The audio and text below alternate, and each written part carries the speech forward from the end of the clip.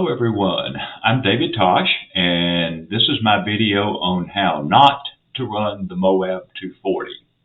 And as it said in the intro, the alternative name is how to successfully complete the Moab 221. Unfortunately, that race does not give you a buckle. So I've broken this down into three sections.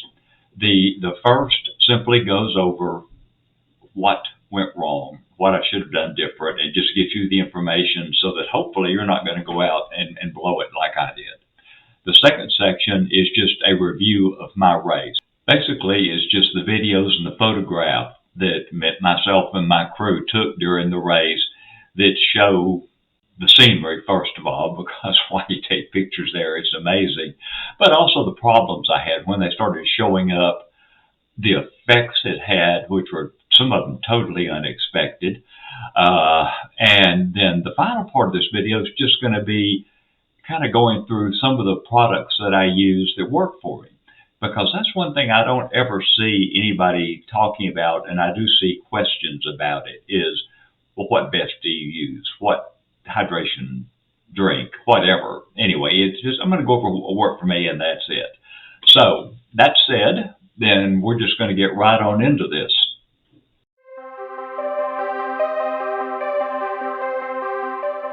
I've run all my life. I never kept up with my races. I have no idea how many I have run, but a lot. And at the time that I started training for Moab, I had completed, I think, 1700s.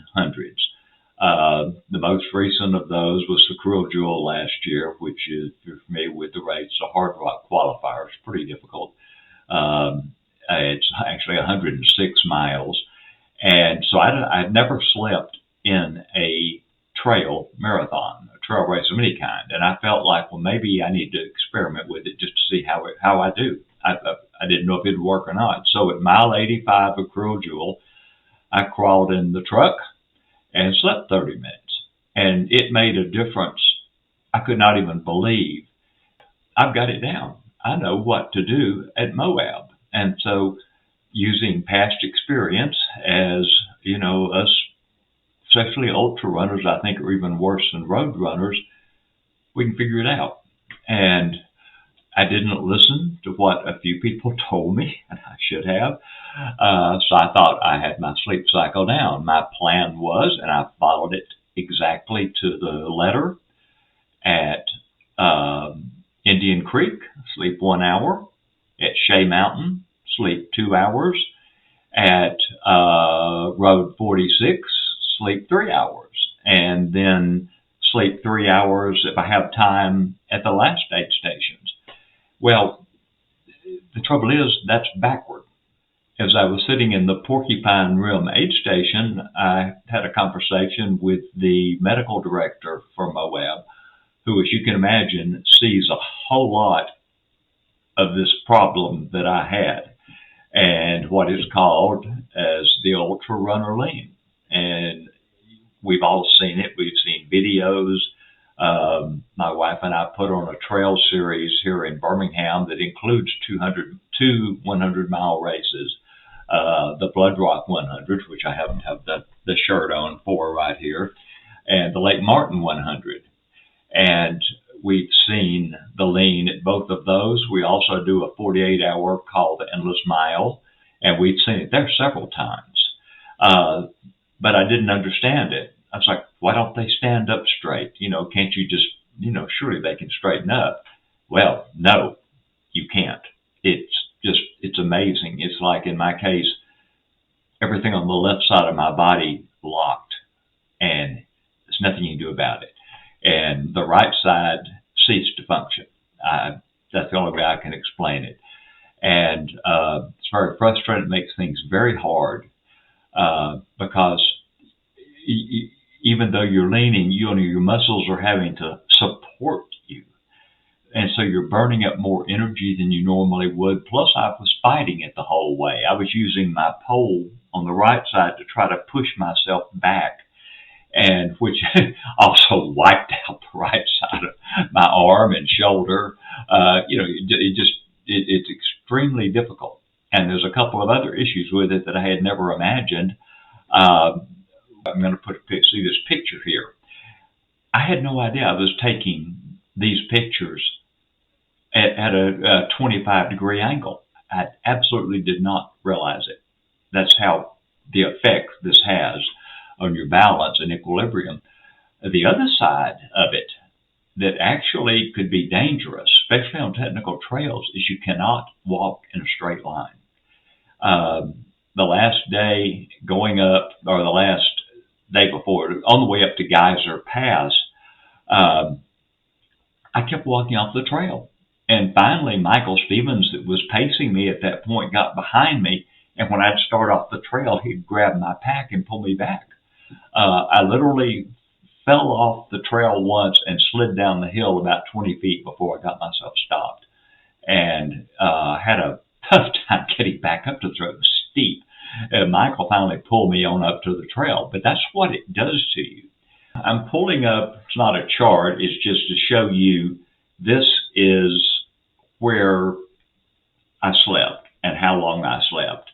And then over beside it is how many hours I had at that aid station to sleep that I could have used. For instance, at Indian Creek, I arrived at, I think I figured up 6 in the morning, 5:30. I was able to sleep an hour and get out just as it was getting daylight. So I probably got there about 5:30.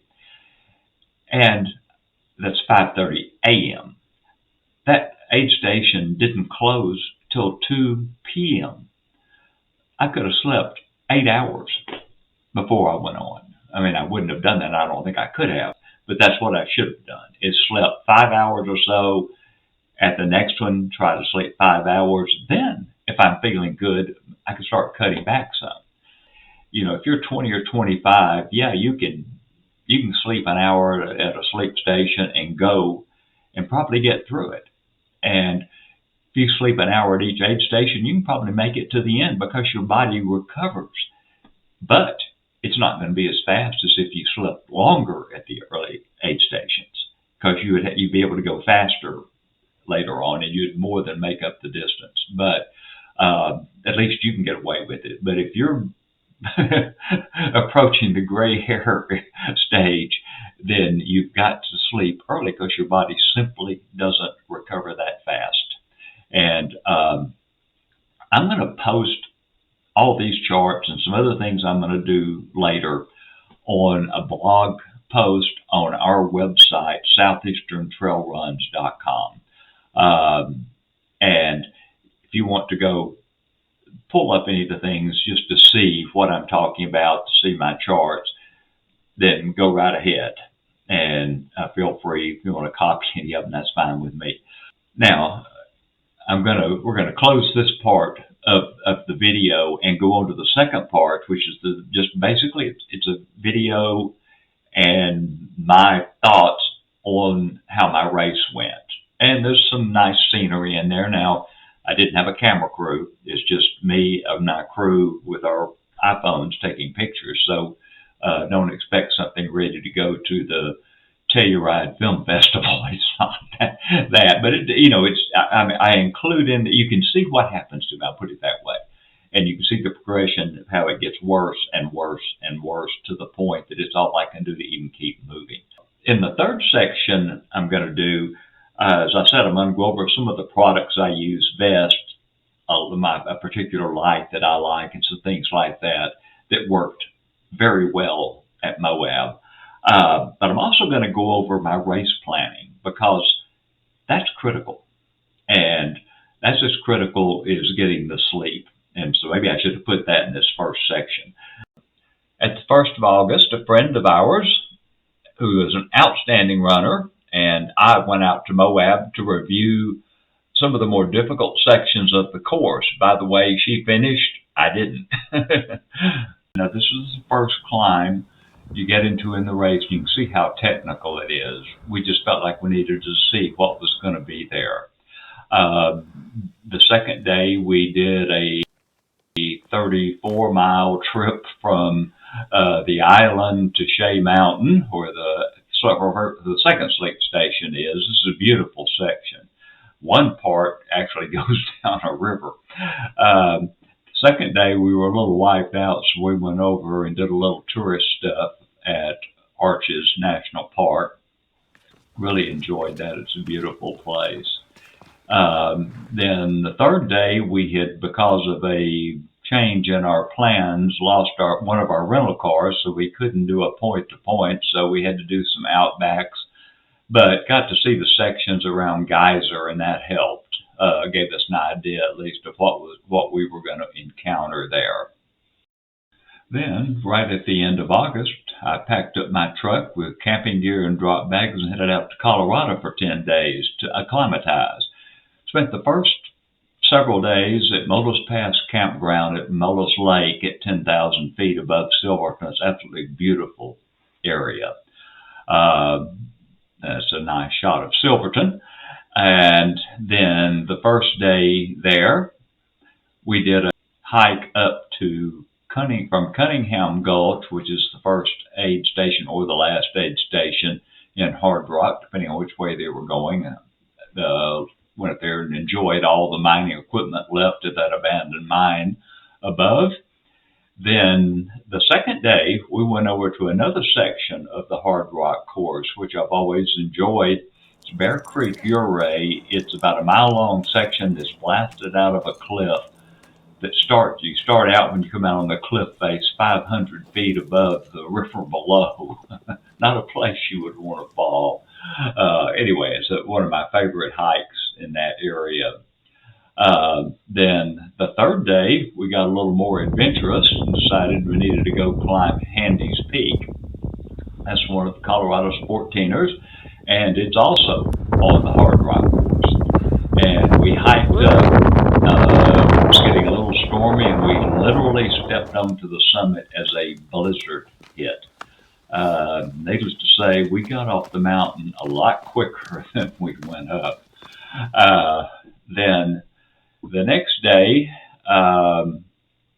we went over to Ouray, and I had about 10 years ago put in all of these steps, probably about 50 steps or more, going up the Twin Peaks Trail, the old Twin Peaks Trail out of Ouray, and I wanted to see how they were doing. Plus, it's kind of a neat hike. It's really steep.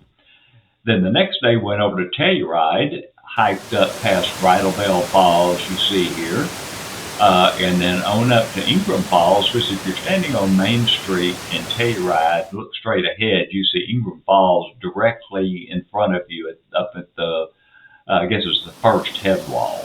And it's really a neat place. Again, it's all part of the old mining area. There's abandoned mining equipment and things. It's a nice hike. Gotten another snowstorm, but not too bad this time. Then after that, we loaded up everything and drove over to Moab to get ready for the race. On the way over to Moab, I stopped and picked up Michael Stevens at the Grand Junction Airport, and we drove on in, met up with Josh and Kelsey. Josh is Mary Jo, my wife's grandson, and Kelsey is his wife, and they crewed me for the race along with my daughter that came out Friday. You might call this the last supper before the start. And then I've got a few pictures here of the start. Michael Stevens getting ready to kick me out of the place. Had to stay warm. It was cold that night or that morning. Even Moses was there to visit with us, which was kind of interesting. Simone Austin was there running. She's a friend of ours for many years. She runs a lot of our races here in Birmingham. She finished. I did not. And here we go. This is the start. And you stay on the road for about the first, I guess, probably on pavement for the first, probably half mile on the main road and another mile on pavement. I got up on the side of the mountain as it was becoming daylight, had some really pretty views back down into town as the sun's coming up. And this is up on top of the first climb, I guess it's kind of the middle mesa. This is where we turned around the year before when we were doing the preview run, but we continued obviously this time. And we're heading back across what they call the Slick Rock. Anyway, it was really amazing. This is not an environment you're accustomed to around Birmingham by any means.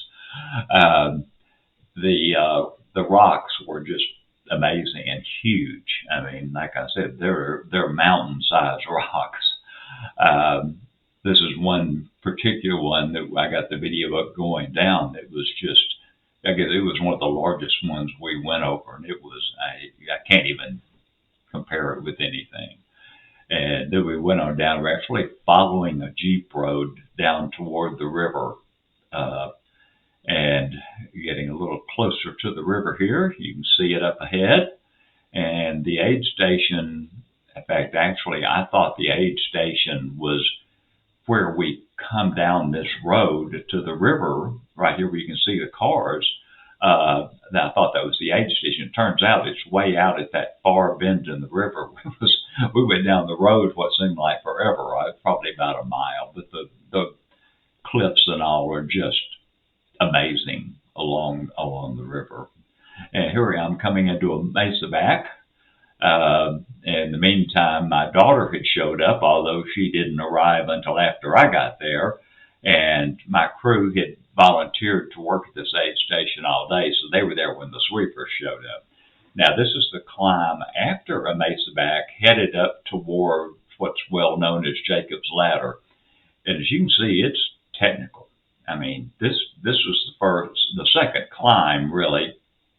But this one's intimidating in a few places. You want to watch your step because it's pretty steep right off the side of the trail, but beautiful again.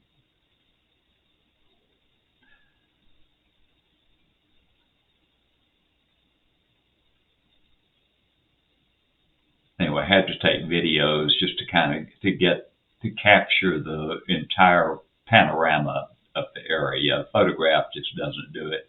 Now, if you look very carefully out on some of that flat rock in the distance, you can see runners making their way up to the next mesa, which is where you come down to down Jacob's Ladder.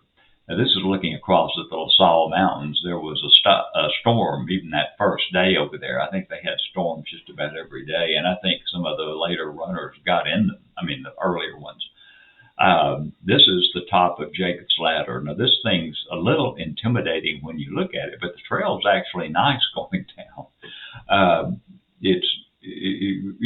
Unless you just jump off the sides, it's not dangerous particularly. Obviously, with all the rocks, you could trip and hurt yourself. But anyway, it was neat. It was fun going down. Everybody was stopping and taking pictures.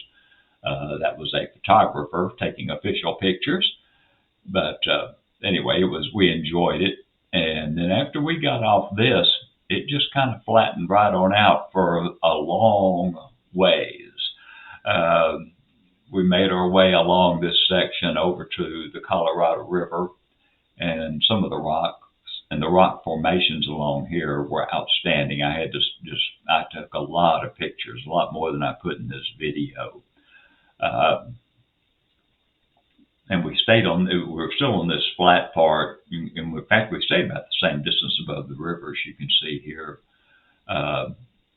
for all the way to the next aid station, which was at base camp. And then after base camp, I came up on this Jeep had managed to get totally stuck. It was wedged between rocks, and I guess they got it out. There was 4 or 5 Jeeps there helping. And this is looking back down the trail where we've just come. And these pictures are from sunset.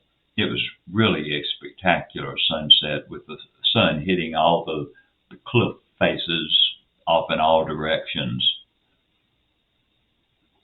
This is moonrise.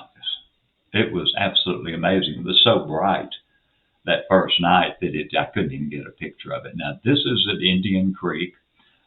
Crawled in the back of the truck, took my 1 hour nap the first night in a sleep station, got up at daylight and headed out to the next section.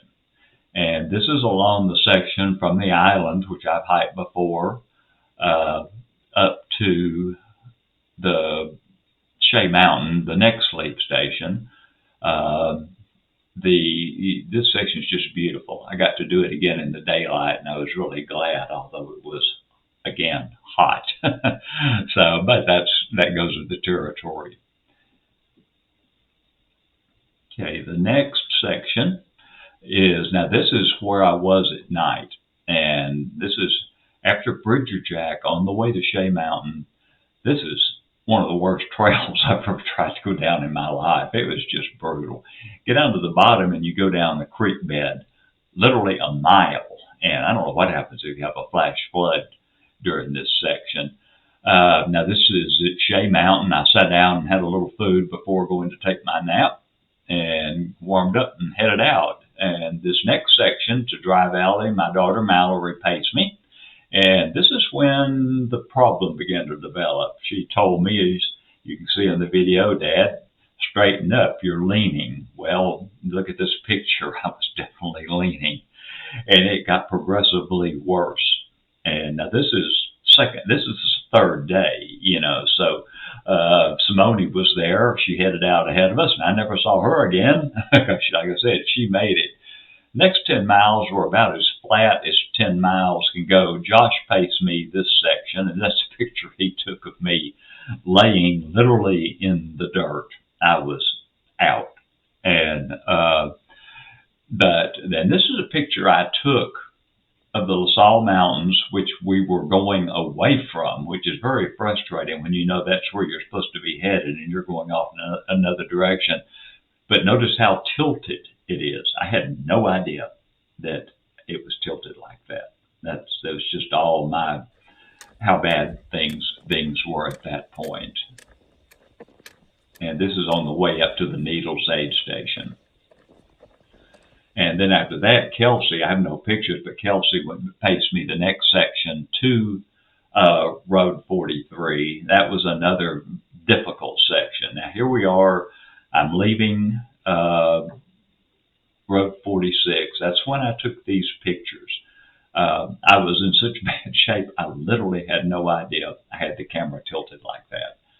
And Michael pulled me, almost had to keep me going. He couldn't let me stop, but it just got progressively worse as I went up. And of course, this is the biggest climbs and the steepest climbs on the entire course.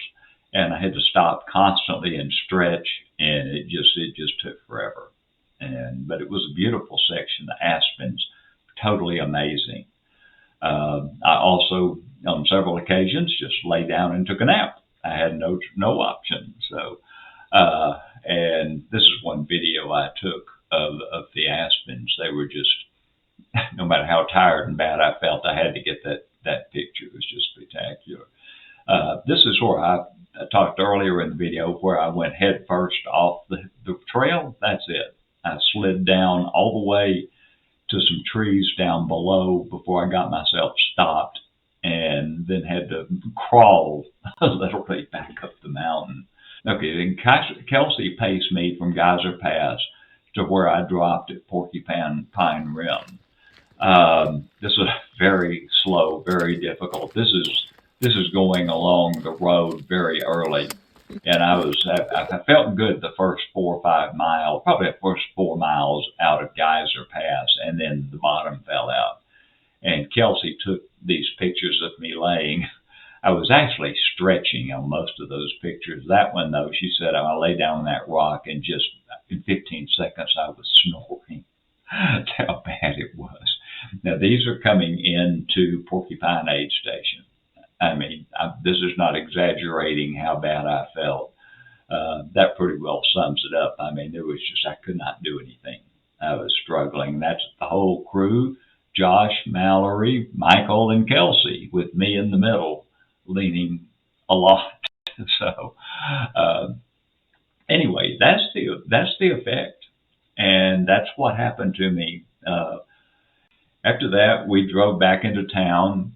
I got a shower, which was extremely difficult. I mean, I can't do anything. I'm so wiped out. I have no strength in my arms from poling and trying to get in and out of the bathtub. Everything hurt. I had huge blisters on my feet. And anyway, but we went out to eat at one of our favorite places there in town, and I felt better all of a sudden. I wasn't in any better shape, but I felt great after that meal. So anyway, that's the race. And so now I'm going to end this part, and we're going to the next part 3 of the video. Okay, this is part 3, and we're going to start with training very briefly, because if you're running hundreds already, or even thinking about running a 200, you understand the need for training. But I want to go over how I train, because I don't run like other people. I've never had time. I have owned a business for 35 years that, to me, a short day was a 12-hour day. That kind of goes with the territory there. So I never had time to train. I never trained every day or every other day or anything like that. I generally did one good hard run on the weekends and maybe get in a short run during the week. Okay, I'm going to pull up a schedule that I set up that's actually right off of my Garmin Connect account. And as you can see on this, the purplish blocks are my actual training runs. The red blocks are races that I ran. The green blocks are Southeastern Trail Runs races that my wife and I put on, and basically the time associated with them. And then the blue, light blue, is when I either went out to the preview run or left to go to the race. So here's the monthly schedule, starting actually December 29th, 2021. You can see my training runs in January, February, March. Our Lake Martin 100s in March, so that wiped out a week there. And you go on to April, May. I was getting ready for the Cruel Jewel, ran the Cruel Jewel, and then on to June, where I was getting ready for Merrill's Mile, which is a 48-hour run in Dahlonega, Georgia. Then on to July and Merrill's Mile, July 4th weekend. That's a fun race. And then in August is when we went out to the preview run, and then September is where I was doing my back-to-back workouts to get ready to go out to the race. And that basically is my training for the year. Although I will say, with the Lake Martin 100 and the other smaller races we put on, I get a pretty good workout. Lake Martin, I'm hauling a 30-pound backpack leaf blower over about 25 miles of trail. And same with our Blood Rock 100. We use some backcountry trails. All those have to be blown off with a blower. In December here, the leaves are buried in. Okay, second, we're going to go on to planning. Okay, I'm going to pull up my first chart. And here what I did was, this is kind of my preliminary step. I broke down, based on the distance between aid stations, which is listed up top, how long I estimated it was going to take me to get from one aid station to the next. I added in the difficulty, the heat, where I expected to have more problems, like in the dark red, because I already knew that section up to Shea Mountain was very difficult. And then I wasn't real sure what the section from Road 46 to Geyser was like, but I knew from what I had read and just looking at the elevation profile, that was going to be tough also. And then I also noted drop bags and so on, where the pacer sections were, although that kept changing last year because they had some flooding issues and they had some road closures that weren't resolved until literally almost race day. So that kept changing. So I kept shifting crew around. Finally, it worked out. The next chart breaks down that first chart in great detail. If you look carefully, what I did, I figured up first what I had to have between each aid station with me. And there got to be a little bit of a problem there, because between the drop bag aid station at a Mesa back and the next drop bag aid station at Indian Creek, it's 50-something miles. So I've got to carry enough of the supplies that I want and I need to cover 50 miles. And that's also through the desert section, which means you've got to have a lot of water. So, it let me figure out, okay, I want this, this, and this with me. So I've got to have how much to cover that distance. And then I also down at the bottom had what I needed the crew to bring when they met me at the various crew aid stations, because the weather is such a variable there. While we were running the first and second days in heat, it was storming on top of both Shea Mountain, what's the other one? La Salle Mountains.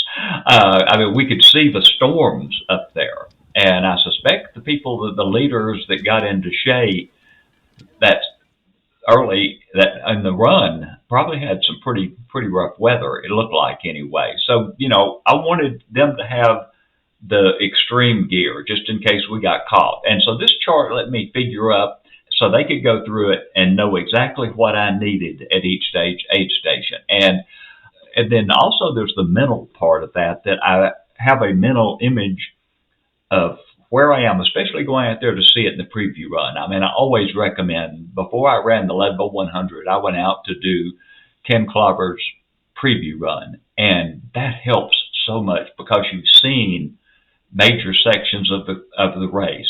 But also, I just about memorized all those videos that were posted, because there's some good ones. They're very professionally done. So anyway, that's all I've got on planning. That pretty well covers it, I think. But if you'll look back, I'm going to post these charts and some other charts, as I said earlier, on my blog. And you can go look at the blog. And if you want to see how I did it, just to kind of get an idea, of course, this is based on my speed. Now, we're going to conclude this, and we're going to go into the next section, which is on the things that worked for me at Moab. Okay, I'm going to now talk about the products that work for me at Moab. I have two Salomon vests. I really like both of them. This is my small one, although it's also the largest. I think it's the largest running vest Salomon makes. It's actually designed for running. Any 50K or even the 100 miles I run around here, this is the vest I use because it has storage everywhere. The whole back is a storage pocket, and it also has, besides plenty of room in the back to hold your hydration bladder, it has the two front pockets. I had problems with vests with lots of pockets when I first started running hundreds when they had larger vests. You can't find stuff sometimes. And so what I did during my training run, I actually made myself put the one kind of goo pack here, cookies and candy here, things I would use less, some of the food that I eat, I would stick back in this back pocket here, but I would work out what was going to be during the race. So when I got to Moab, I knew if I wanted a goo gel, it's here. If I wanted the liquid gel, it's over here. If I wanted my oatmeal cookies, they're in this pocket. Now, because when you've got a 50-mile stretch, you have to carry a whole lot of stuff. So I have this Salomon, it's a 20-liter pack, and it's extremely comfortable. I think it's more for hiking than running, but it's great. You can hold it. Obviously, 20 liters, a whole lot of stuff in it. The only thing I wish it had was a front hydration bottle pack, but a holder, but it doesn't. So it does have front pockets here. In fact, you generally put my phone in this one, and it's got a small pocket up top, and I kept my kind of critical stuff, emergency stuff that I might need, including my battery pack that I kept my phone charged with, and I used the Kajula belt light, waist light, and I kept the battery pack with the wire out of there. It just makes great storage. Okay, on the subject of Kajula lights, I have my assortment of battery packs here. This is the one in any Ultra where I'm going overnight. I use the big one. This one will it will hold it charged, and I can almost run this thing all night on full power. I don't. I run it generally I'm on about 3/4 power, and on downhill sections, I may turn it up a little. If I'm climbing, I'll turn it down a little. Sometimes just click the little button wherever it is right there to turn it up and down. I love this. It is absolutely like running in the daylight at night, and it's one of the best purchases I ever made, and I highly recommend that before Moab. On the planning part, though, you have to think about, you have to keep your phone charged. Have to, because that's where the Gia app is, and you got to keep the battery charged to run your headlights or your belt lights, whatever. So in your planning, you've got to know where you're going to need those. And in my case with my crew, I made sure they knew to get those battery packs back, although I had quite a few of them. At Moab, you've got to go over some very long stretches between aid stations. I think the longest was about 25 miles. So you've got to have food, especially at the pace you're going to be going. Most of us are going anyway in the heat of the desert, which is where the longest stretches are. I'll be real honest, I hate goos. Not just goos, gels, period. I don't like them. But you have to have food, and you have to have fueling that's effective, efficient, and easy, which I found out is really important because I had some good fuel, but it's not easy, and so I ended up not using it as much as I would have. But I used one of these every hour, on the hour, the entire race. Unless, now, I'd have other stuff, but I had some fuel every hour on the hour. That kept me going, made me feel great. It works for me. And now I can't eat these without something to follow up with. So I always either have my Reese's Pieces, but more often my iced oatmeal cookies. This is my go-to all the time. I love them. That's just what I like. Now, one thing I started doing is because I always feel like I need some recovery during these long races, I started carrying these. That's Goo's recovery drink. I'm not sure what flavor that is. This is one of Tailwind's recovery drinks, and also like Hammer's recovery. And I use these regularly.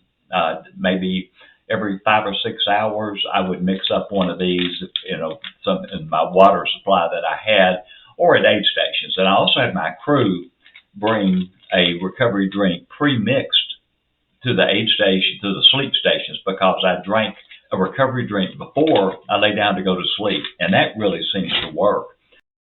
One thing that helps, as I said earlier, after I don't like the goos, but I drink them. The Halloween candy, I carry some of that with me most of the time, and also, as I said, the Reese's Pieces. I love these.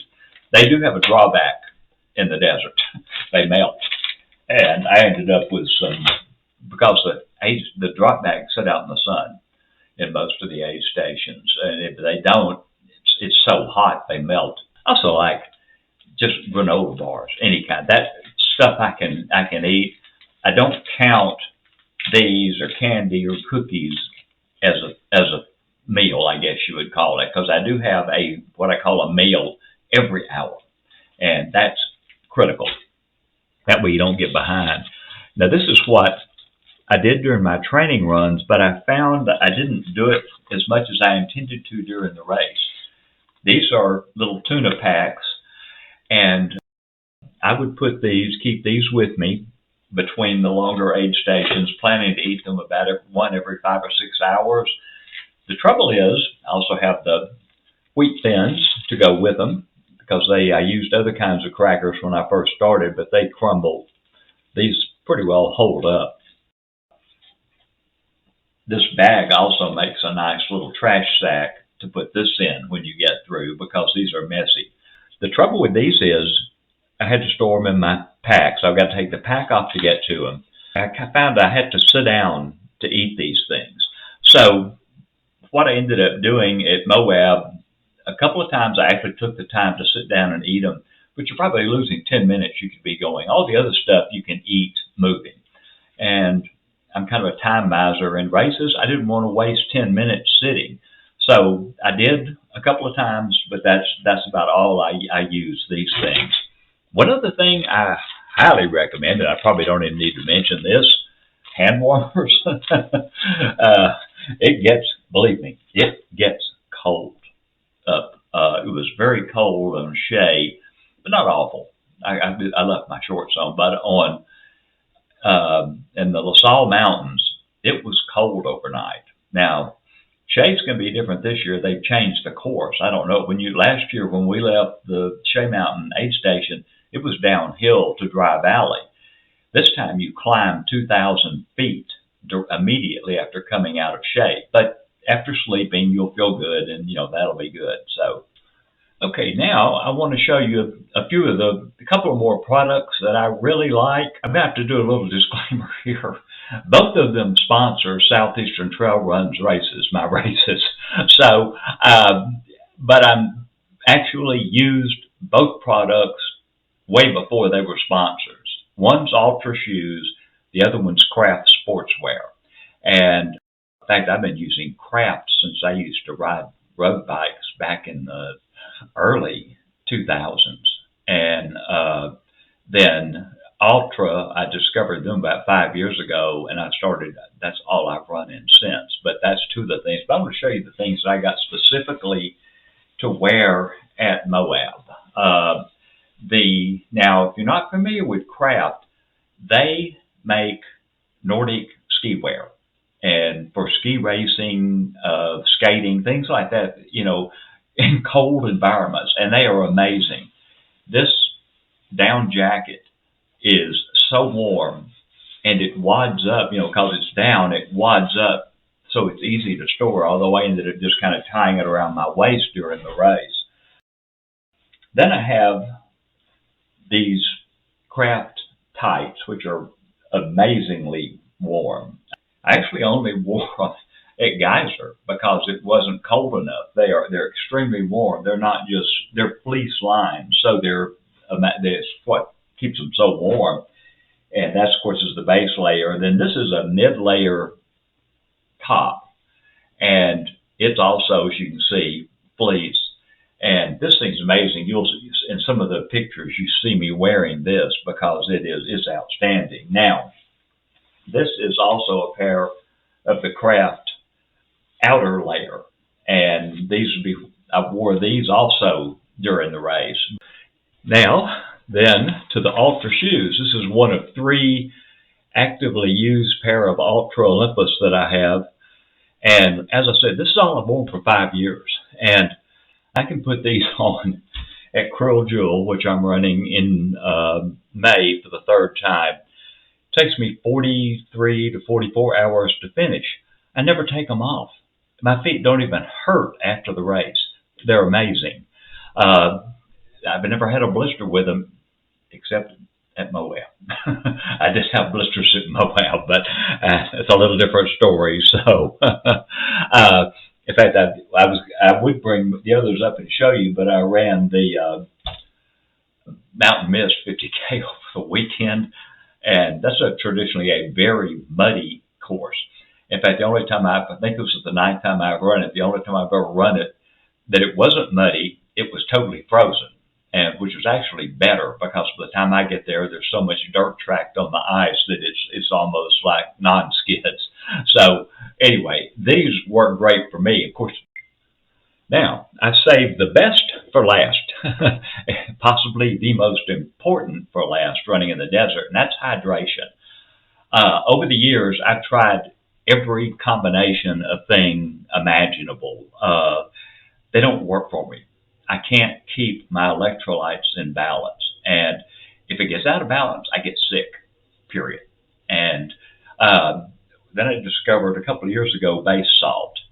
And once I tried this, I've never used anything else. You put it in these little tubes. You can see it's had a little wear.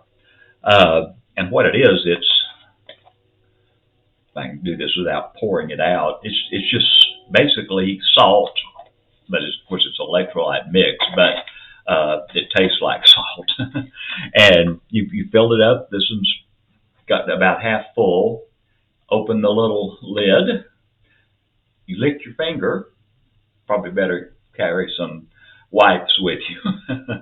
And I'm not going to really do it. You shake it like this, and then put that to your tongue. Do it again to your tongue twice. Call it 2 licks. And I did that once an hour. And in normal temperatures, that's all I had to do. Now, in the middle of the desert, at 3 o'clock in the afternoon, yeah, I had to do it. I had to do maybe a 3rd lick or a 4th during the day to keep it in balance. But any other time, 1 an hour is fine. Most of the time out at Oak Mountain, when I'm doing my practice and training runs, once an hour is adequate. Now, invariably, when I tell somebody about base salt, they say, well, how do you know how much to use? I say I use 2 licks. And if using the capsules, normally you'll take 1 an hour. And that works as long as you can swallow them, which I can't.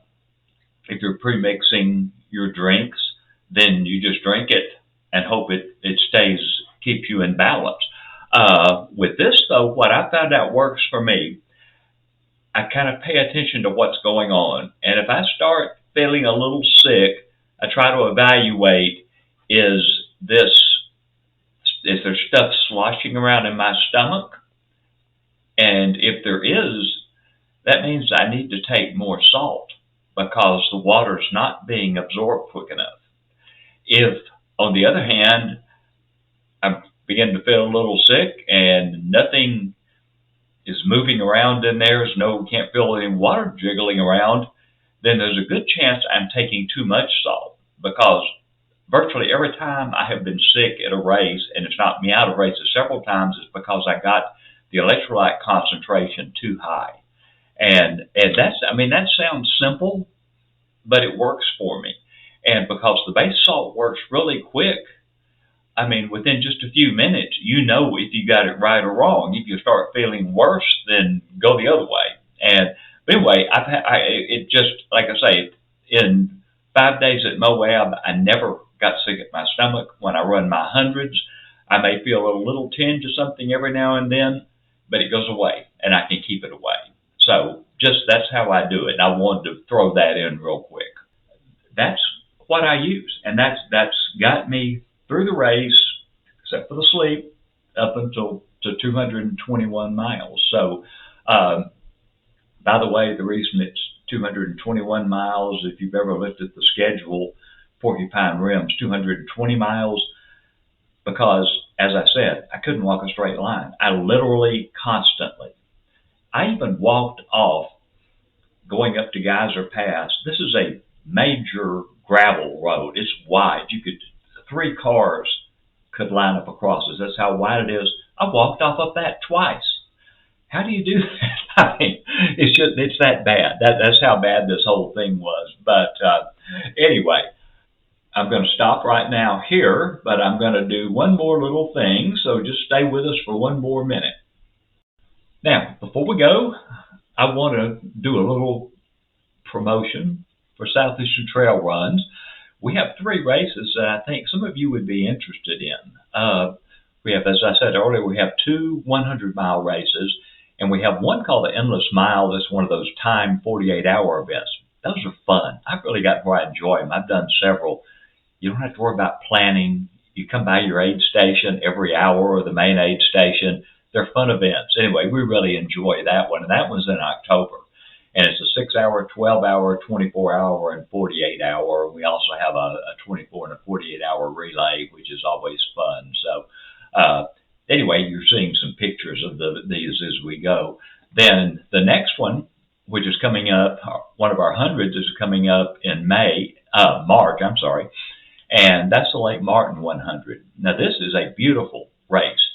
it's totally on private land. It's about 25,000 private acres that belongs to the Russell family. That's Russell Athletics, and there's miles that follow the lake shore and the creeks that run down into it. It's hilly. Probably has 12,000 or so feet of elevation gain, but it's a great beginner course because it's only two aid stations. It's a 25-mile loop, and each of the 25-mile loops it's like three circles. The aid stations are where they meet, and so you keep coming back, but yet you feel like you're out in the middle of nowhere. It's beautiful. It's a great layout. And then our final race of the year is the Blood Rock 100, which, as I said earlier, I've got the shirt on here. And it is in Oak Mountain State Park, right over across the way here. It's a very difficult race. It should be, I think, Hard Rock qualifier. So does Jeff Brownings and Andy Jones Wilkins. They both run it. Jeff's our record holder. They've actually kind of tried to talk it up at Hard Rock to convince them to consider it. Our problem is the mountain's only 650 feet high. We don't have a 2,000-foot climb, but I guarantee you can finish that 100, you can finish Hard Rock. So anyway, but it's a beautiful course. We use backcountry trails that are not used for anything else, any other races. It's a fun event. It's a nice race. So anyway, I just wanted to let you know about that, and you see all the information there, but it's also on the blog, and we'd love to have you come down and run with us sometime. And best of luck at Moab. Maybe I'll see you there. I'm running this year.